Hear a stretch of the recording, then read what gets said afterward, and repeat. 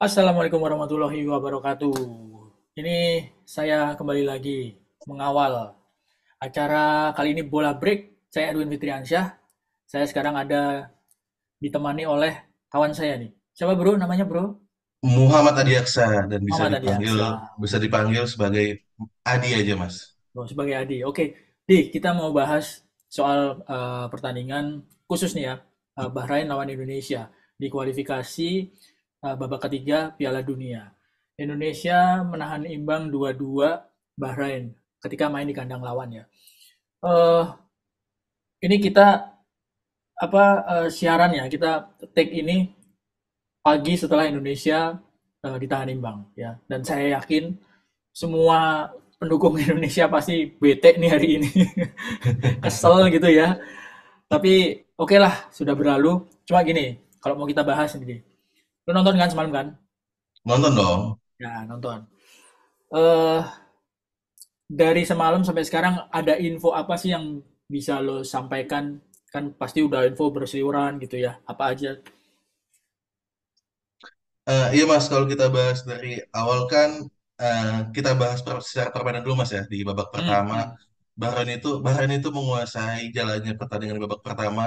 Kita Iya. lihat bahwa pressing-pressing ketat Bahrain itu menyusahkan timnas Indonesia ketika menguasai bola. Tapi pada akhirnya di babak kedua permainan kita bisa lebih fleksibel karena kita lihat Bahrain juga sudah mulai kelelahan dengan pressing-pressing ketatnya di babak pertama Hmm, sehingga kita juga punya beberapa peluang di babak kedua dan hampir menang.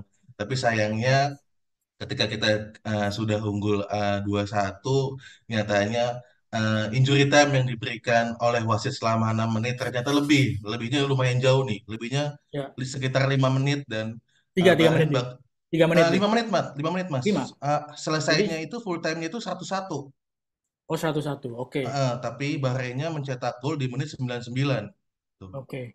Jadi ada lebih 3 menit saat Bahrain mencetak gol dan Hmm. lebih 5 menit maaf secara injury time. Jadi wasit baru Hmm. menipulnya itu di menit 101. Jadi Hmm. setelah pertandingan selesai saya dapat kabar dari PSSI bahwa PSSI akan melaporkan dalam bentuk protes wasit Hmm. asal Oman ini ke FIFA karena merasa bahwa si wasit ini memberikan injury time yang lebih mohon maaf bukan memberikan injury time. Injury time-nya hanya 6 menit tapi dalam prakteknya di lapangan ternyata bisa sampai 11 menit sehingga Bahrain bisa menyamakan kedudukan. Jadi dari injury time sampai waktu di peluit itu berapa kelebihannya? 5 menit. Itu totalnya iya, totalnya jadinya 5 menit. sekitar 11 menit, Mas. Ya, jadi selisihnya 5 menit. Selisih 5 menit. Oke, 5 menit tanpa ada kejadian yang benar-benar urgent gitu ya. Itu yang jadi bahan kekesalan dari Indonesia kan ya. Iya, betul sekali. Apalagi kalau kita lihat ketika Bahrain mencetak gol kan ada insiden di pinggir lapangan tuh, Mas. Hmm, hmm. Dari televisi kita lihat bahwa kalau nggak salah manajer timnas Pak Sumarji diberikan kartu merah. Kemudian Oke. setelah full time di layar televisi juga kelihatan ada beberapa kejadian yang mungkin diyakini sebagai bentuk protes dari para Ya, pemain kita. yang paling kelihatan Shane Patinama ya. Iya, sempat masuk frame tuh, Mas. Oke, tapi gini di, eh oke wasit menghentikan pertandingan selisihnya 5 menit dari waktu injury time yang dikasih fourth official nomor 6 6 menit kan ya. Tapi peraturan ya, ini kita ngomong peraturan. Peraturan nomor 7 di FIFA ya. Ipap. Itu ya durasi dari pertandingan. Durasi pertandingan itu khususnya ketika injury time. Oke, fourth official kasih 6 menit, ya kan? Tapi wasit nggak harus menuruti waktu itu. Tepat. Jadi wasit nggak harus menuruti waktu itu. Keputusan untuk selesai pertandingan itu tetap mutlak di tangan wasit. Dengan pertimbangan-pertimbangan yang hanya wasit sendiri yang tahu. Ya. Yang nggak boleh adalah mengakhiri pertandingan di bawah 6 menit. Jadi kalau 6 menit dikasih sama fourth official, nggak boleh itu wasit 5 menit 30 detik, nggak boleh selesai. Harus 6 menit atau lebih dikit atau lebih berapa menit dari 6 menit itu. Pokoknya nggak boleh lebih dari 6 menit. Jadi, sekali lagi, wasit ini nggak melanggar aturan. Ya, kalau dilihat dari aturan FIFA, itu dia nggak melanggar aturan karena dia mengakhiri pertandingan nggak di bawah 6 menit. Tapi yang kebangetannya memang 5 menitnya itu ya. kita nggak tahu apa yang ada di pikiran wasit gitu ya, apa yang menjadi pertimbangan wasit karena pertandingan relatif berjalan lancar gitu, nggak ada pemain yang Mm-mm. sampai cedera sampai ambulan masuk atau apa, nggak ada. Nah itu yang menjadi apa yang menjadi kekesalan dari kubu Indonesia. Cuma gini, menurut lo gitu, protes ini ada gunanya nggak? eh Sebetulnya dibilang ada gunanya juga untuk mempengaruhi hasil pertandingan nggak akan mungkin Mas, itu mustahil. Yes, Tapi betul. Karena apa? setidaknya Karena apa? Pertandingan nggak akan berubah skornya kan? Apapun betul. apapun yang ditemukan ini kan? Sekalipun nantinya wasit bersalah misalnya ya, itu nggak Ya, akan ya. mengubah hasil pertandingan. Oke. Eh, tapi protes ini adalah bentuk bentuk apa ya, bukan ketegasan, menunjukkan sikap gitu, menunjukkan Ya. sikap bahwa kita sebagai suatu tim itu punya sikap gitu, sikap Hmm. terhadap sesuatu peristiwa gitu yang perlu Hmm. memang kita tunjukkan entah itu ke FIFA Ya. atau entah itu ke AFC gitu. AFC Mudah-mudahan ya. iya FIFA atau AFC juga melakukan investigasi gitu kan Mas terhadap Hmm. wasitnya. Kalaupun betul kan wasit bisa dihukum dan Ya. pelaku-pelaku yang diduga bermain juga apa namanya dapat ditindak begitu. Ya. Jadi sekali lagi kita perlu kasih tahu ke teman-teman yang lagi nonton ini bahwa protes apapun yang dilakukan oleh PSSI itu dan kalau misalnya terbukti ada kesalahan, ada kepemimpinan wasit yang memang nggak tepat, itu tidak akan mengubah jalannya, tidak akan mengubah hasil pertandingan. Tetap skor 2-2. Nggak akan mungkin jadi 2-1 untuk Indonesia. Nggak akan Nggak akan mungkin mungkin itu. diulang juga Ya, ya Mas. nggak akan mungkin diulang. Ya, jadi sekali lagi bahwa protes yang dilakukan ya seperti yang lu bilang tadi ya dia Mm-mm. supaya menunjukkan ketegasan kita, menunjukkan kesikap dari PSSI, tapi tidak mengubah hasil pertandingan. Kalaupun misalnya Mm. protesnya itu dikabulkan ya, ditemukan ada kesalahan, ya itu dampaknya mungkin sangat mungkin ke wasitnya ya kan, seperti Betul. ya nggak mungkin ke hasil pertandingan karena wasitnya yang akan yang akan Dihukum. ya dihukum atau diberi konsekuensinya yang ditanggung oleh wasitnya. Cuma gini, kalau gue berpendapat gini, eh, sebenarnya kalau melawan negara-negara Arab itu kan udah sering gitu ya. Ada Hmm. faktor non teknis gitu. Ya kan, pemain guling-gulingan, ya kan, penalti aneh misalnya. Mm-mm. Nah, ini sebelum tim berangkat, infonya kan lo ada di lapangan nih.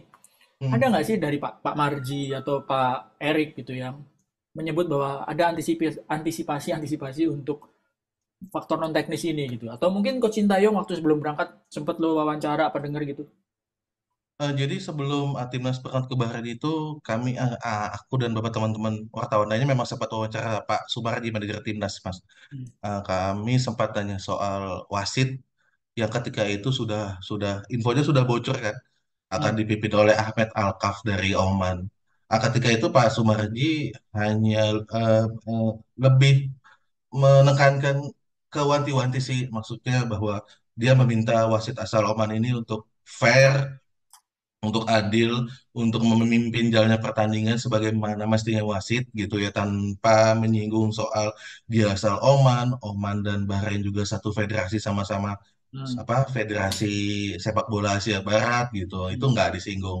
Karena mungkin kita berpikir bahwa eh, yang namanya wasit itu kan, yang namanya kita kan sebelum bermain itu kan harus berpikir positif gitu Mas, termasuk soal Hmm. pemilihan wasit gitu. Jadi mungkin Pak Mardi dan kawan-kawan di tim Indonesia tidak berpikir sejauh itu gitu, tidak berpikir bahwa mentang-mentang wasit ini asal Oman, wasit Hmm. ini akan berpihak ke Bahrain gitu. Kurang lebih seperti itu sih Mas. Oke, sebenarnya gini sih ya. Ini pelajaran ya, pelajaran yang benar-benar ngeselin sih memang ya, ngeselin gitu ya. Tapi pelajaran yang bisa dipetik adalah gini, kalau memang mau protes, mungkin nggak ya, kalau protesnya itu ya ketika tahu bahwa, loh kok wasitnya dari Oman gitu, emang wasit dari Jepang, dari Korea, atau dari negara Asia sebelah timur, emang nggak ada yang bagus apa gitu, ya kan? Kenapa harus Eh, dari Oman? Itu mungkin, ya mudah-mudahan ini didengar sih ya sama Pak Erik dan iya. jajarannya gitu, karena kan ya sekali lagi gitu, misalkan, kita patut khawatir, misalkan nanti Indonesia ketemu Bahrain atau Arab Saudi di Jakarta, wasitnya dari Asia Barat, ada yang menjamin nggak kalau kejadian kayak gini nggak keulang? Iya kan? Apalagi kalau Betul. misalnya posisinya itu ketat gitu. Indonesia sekarang kan juga peluang, orang beda selisih poinnya cuma satu sama Australia sama Bahrain sama satu lagi apa? Arab. Australia, Australia Arab. Ya, Australia, Arab sama Bahrain. Kan Bahrain. bedanya selisihnya cuma satu kan Indonesia kan. Iya, dan Dan kita baru Indonesia masih punya apa home lawan Arab lawan Bahrain. Dua-duanya dari Asia Bahrain. Barat. Dua-duanya dari Asia Barat. Kalau yang mimpin wasitnya dari Asia Barat juga, ya patut dong kita ya harus curiga gitu. Ini Curiga. kenapa gitu? Iya dong. Iya, Dari betul dari betul. Asia Timur kan banyak, Jepang, Korea ada, dari Cina juga ada gitu. Dan satu lagi, info. Presiden Konfederasi Sepak Bola Asia yang namanya Salman bin Ibrahim Al Khalifa. Lo tahu nggak dari mana? Dari Bahrain, Mas. Dari Bahrain. Ini ini kan makin membuat kita bukannya mau suuzon, tapi ya faktanya seperti ini, ya Iya, kan? Ya nggak? indikasi-indikasinya mengarah ke sana, Mas. Heeh. Iya. Mudah-mudahan setelah pertandingan lawan Cina ya, ketika mau lawan Arab dan Bahrain, terutama meskipun main di home, ya wasitnya jangan Asia Barat gitu. Kita semua mata tahu kok ini apa, kok bisa sampai menit menit berapa? 101 kalau menurut lo ya 1-1. gitu. Mm. Iya, luar biasa. Tapi memang betul apa kata Mas, ini akan jadi pelajaran PSSI, karena mungkin PSSI tidak berpikir sejauh ke sana karena memang form Indonesia sedang bagus-bagusnya nih Mas. Kita berhasil menahan imbang Arab Iya. Saudi, Australia lah dan Piala Dunia. Jadi yang mungkin Mm-mm. yang dipikirkan PSSI hanyalah teknis di lapangan, hanyalah permainan anak-anak di lapangan gitu. Mereka tidak Iya, berpikir gini. bahwa ternyata kasus wasit ini belum lama ini juga terjadi kan, menimpa timnas U23 kita di babak playoff gitu. Bulan Mei lalu, sekitar dua Playoff tiga apa bulan nih? lalu lah. Playoff Piala Olimpiade. Dunia. Olimpiade, maaf. Ya. Waktu itu Olimpiade. kejadiannya apa? Waktu itu kejadiannya adalah wasit wasit asal Prancis, Hmm. diduga diduga tidak Menguntungkan. memimpin, tidak tidak ya tidak adil gitu, menguntungkan Nah, salah satu negara, alias lawan kita si timnas gue ini. gini. Ya. Gini itu, gua nggak tahu deh ya. Gini itu punya hubungan erat nggak sama Perancis di masa lalu gitu ya. Gini itu koloninya Perancis nggak gitu kan? Itu juga yang gua kita mesti kita mesti lihat data juga gitu ya. Tapi artinya gini, eh, dengan kejadian seperti sekarang memang harus evaluasi sih, harus benar-benar antisipasi gitu. Karena yang dipikirin gitu, yang terus terang yang dipikirin sebelum lawan Bahrain kemarin adalah teror penonton pakai laser, ya kan? Pemain Jepang Betul. kan kemarin kan kelihatan tuh lagi mau ambil penalti, matanya kena laser gitu kan. Terus trik guling-gulingannya pemain-pemain dari ya Bahrain, Arab, Qatar gitu. Cuman memang nggak sampai kepikiran bahwa sampai segitunya wasit bertindak seperti itu, ya kan? Betul, Mas. Nah, sekarang gini, ini juga masukan sih buat pemain timnas gitu. Kalau konsentrasinya terjaga penuh, ya, kalau konsentrasi terjaga penuh, mau injury time sampai 30 menit, itu juga nggak akan kebobolan sih, kalau misalnya tetap konsentrasi full gitu ya. Iya Betul. nggak sih? Kalau menurut lo Iya. gitu nggak? Apalagi di injury time kemarin, Mas, sebelum Bahrain mencetak gol kedua Hmm. penyama kedudukan itu, kita tuh sebenarnya punya peluang yang Nah, sangat memungkinkan untuk cetak gol ibaratnya tuh untuk ketiga. mengakhiri laga. Iya, Iya, killing the kill time the itu game, kill ketika the game. Kill the game, maaf. Itu ketika Witan Sulaiman Nah, sudah berhadapan satu lawan satu dengan pemain Bahrain, sementara di hmm. sisi kanannya itu ada pemain timnas lain gitu. Ya, Sayang passingnya ya, si Witan malah nggak akurat dan membentur nyangkut. pemain Bahrain. Hmm. Ya itu Ya, perlu yang jadi sorotan juga sih jadi, Mas. Tapi memang kalau kita lihat di sepak bola hmm, Indonesia ya, di Liga 1 kalau kita lihat memang kebanyakan tipikal pemain Liga 1, pemain Indonesia, pemain lokal lah, seperti itu sih Mas. Ketika kita udah unggul 2-1 gitu, kita udah nggak fokus untuk mencetak gol lagi gitu. Ketika kita dapat peluang peluang depan gawang, entah itu serangan balik, ya fokus kita tuh adalah kalau nggak kita buang-buang waktu supaya pertandingannya selesai, kalau nggak ya udah kita mencoba berjuang atau berusaha apa adanya gitu. Nggak seperti hmm. ketika kita tertinggal yang sangat ngotot gitu untuk mencetak gol. Ya mentalitas seperti itu sih memang yang harus ditanamkan ya. Kalau di posisi kayak Witan kemarin, emang ada dua opsinya, ya. Main ngotot habis-habisan untuk mencetak gol tambahan atau killing time. Bolanya Hmm. dibawa ke pojok ya kan, Betul. dihaling-halingin ya kan. Dilema-lemain. Terus Iya, pelanggaran gitu kan. dilama-lamain terus ada pelanggaran. Nah, Eh, itu dua opsi yang memang bisa diambil gitu. Nah, ini opsi yang diambil sama Witan adalah dia berusaha untuk cetak gol gitu ya. Cetak gol. Untuk cetak gol. Memang ada dua opsi gitu dan di medsos juga banyak tuh berturan kenapa sih nggak dibuang-buang waktu aja gitu. Iya. Ya kan nggak tahu juga bahwa itu bola akan nyangkut ke pemain Bahrain kan. Bahrain. Kalau bola itu nggak nyangkut, itu kalau nggak salah siapa ya? Siapa ya satu itu Marcelino, ya? Marcelino Marcelino masih ya, Marcelino. iya Marcelino yang udah bebas kan ya kan? Kameng betul. Cuman memang kalau dalam latihan gitu apa sih yang kelihatan sebelum berangkat gitu, lu sempat ngeliput gak sih? Kalau timnas itu kalau latihan jelang pertandingan itu biasanya tertutup Mas. Jadi kalau Mas sempat nonton ya, nonton preskon atau mendengarkan preskon pertandingan bareng sebelum timnas itu ada penanya yang mungkin kita duga itu adalah wartawan Bahrain. Mereka Hmm. dia nanya Loh, kenapa bahasa sih apa nih dia? latihan Nanya pakai bahasa bahasa apa? Inggris, pakai bahasa Inggris. Oh. Terus tampilannya kayak orang Timur Nggak Tengah gitu kelihatan, nggak? nggak kelihatan. Soalnya kan yang Maksud nggak disorot kan kelihatan gimana? nggak, ketika preskon video yang disorot Oh, itu kan oke adalah oke. menghadap Sip ke sip. depan kan, menghadap Ya ke ya depan ya. kan Mas. Oke Ketika oke. ada pertanyaan, Preskon di ada sana ya, preskon di sana. iya di Bahrain, ada pertanyaan dari mungkin wartawan Bahrain. Soalnya dia nggak memperkenalkan diri itu siapa, dia nanya, gue udah follow, gue ngikutin media sosial timnas selama 2 mingguan belakangan, tapi yang gue lihat kok latihan timnas cuma senang-senang aja gitu, nggak ada serius-seriusnya Hmm, gitu. hmm, Lu bener gak sih serius buat pertandingan ini gitu? Nah ini balik lagi menyangkut ke soal latihan timnas. Eh, Latihan timnas apa yang terjadi di lapangan itu tertutup, hmm, tertutup untuk diliput Mas. Biasanya terbuka hanya 15 menit hmm. untuk diambil foto dan gambar. Nah biasanya latihan 15 menit diambil foto dan gambar itu hanya latihan, sekedar latihan ringan lah. Iya iya iya. Latihan ringan, Ya jogging. ya. Kebanyakan lebih jogging ya Mas, Oke oke. jogging. Karena taktik strategi itu nggak akan digelar Gak di akan situ. diumar. Hmm, Betul. Nah kaitannya soal si wartawan Bahrain itu nanya, hmm, kenapa sih gue lihat di media sosial timnas video-videonya kebanyakan latihan ringan? Nah, kalau aku sih melihatnya itu adalah ya memang media sosial timnas itu dikemas untuk hiburan hmm. gitu. Untuk Oke. hiburan. Jadi dalam seharinya itu postingannya itu adalah kebanyakan mungkin 78% itu adalah entertainment gitu. Di luar Apa yang lapangan terjadi? gitu kali ya. Iya, atau nggak gimmick-gimmick, atau nggak bercanda-bercanda pemain gitu. Jadi Iya sehingga iya. mungkin kalau kita sebagai orang asing atau bukan orang Indonesia itu juga akan berpikiran yang sama dengan wartawan Bahrain itu. Hmm, Karena yang kita lihat di media sosial timnas terutama itu kebanyakan memang apa ya bercandaan, hiburan hmm. gitu. Kita nggak Receh ngelihat lah ada ya latihan receh. serius. Iya betul. Ya Kita nggak receh. ngel- nggak ngelihat ini kok kayak bukan nggak serius-serius banget Ya apa ya. dia apa Ya tim memang ini harus meremehkan begitu kita sih ya. gitu. Memang harus begitu sih ya. Tapi gini, kalau misalnya pemain itu sudah kumpul di Jakarta, lu sempat ngeliput nggak? Kumpul di Jakarta sebelum berangkat gitu, terus pas lagi latihan gitu. Apa mereka sempat latihan nggak di Jakarta sebelum berangkat? Jadi sejak putaran ketiga ini ya Mas ya, Hmm. ketika pertama lawan Arab Saudi tanggal 5 September ya, dan kemudian Bahrain tanggal 5 Oktober juga, eh, timnas tidak berlatih di Jakarta. Oke. Timnas hanya transit bahkan. Jadi para pemain Oke. Liga 1 yang main Liga 1 transit di Jakarta hanya beberapa Hmm. jam, kumpul, kemudian dapat briefing dari ketum biasanya.